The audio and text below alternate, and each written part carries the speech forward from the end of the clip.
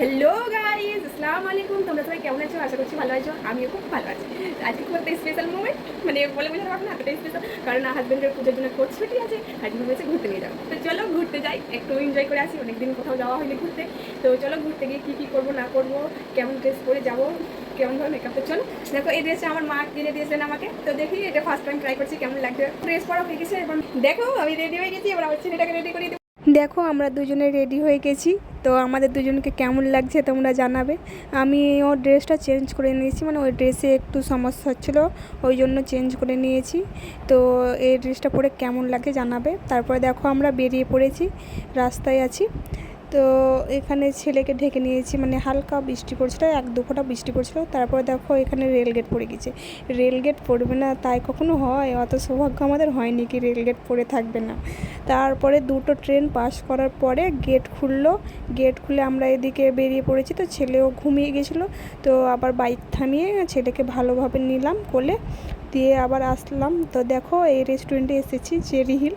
তো রেস্টুরেন্টটা খুব ভালো। আমি তো প্রথমে রেস্টুরেন্টে ঢুকে অবাক হয়ে গেছি, যা কেউ নেই, আমরা একাই। তো তারপরে দেখছি তো না, আছে আছে সবাই আছে, ভিতরের দিকে আছে, এদিকে কেউ নেই। তো আমরা আর ভিতরের দিকে গেলাম না, ভিড়ের দিকে, এইদিকেই বসলাম ফাঁকাতেই। তো দেখো চারিদিকটা দেখো, খুব সুন্দর। তো দেখো ছেলে অবাক হয়ে গেছে, লাইটিং দেখছে, দেখছে সব কিছু দেখছে।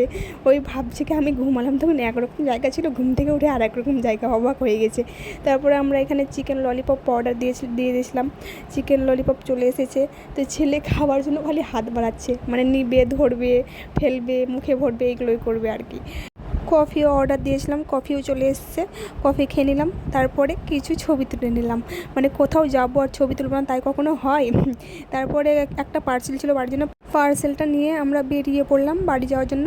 আর এখানে হাজব্যান্ডের কিছু কাজ ছিল, কাজটা সেরে নিলেন। তারপরে এদিকে আমরা বাড়ি চলে এসেছি। এটা আমাদের বাড়ি আসার রাস্তা। এটা আমাদের পুরনো বাড়ি, মানে আমরা নতুন বাড়িতে থাকি না, নতুন বাড়ি এখানেই থাকি, পুরনো বাড়িতে। তো হাজব্যান্ড এদিকে বাইক ভরে নিলেন। দেখো গাইস, আমরা বাড়ি চলে এসেছি। এটা হচ্ছে টুম্পা নুরাইজের আপ্পি। তো আমি এখন জামা কাপড় খুলে নিয়েছি, তারপরে ফ্রেশ হয়ে আমি ডিনার করে নেব, তারপরে ঘুমিয়ে পড়বো। এখন প্রায় 12টা বাজে। তো আমার ভিডিও আজকে এই পর্যন্তই।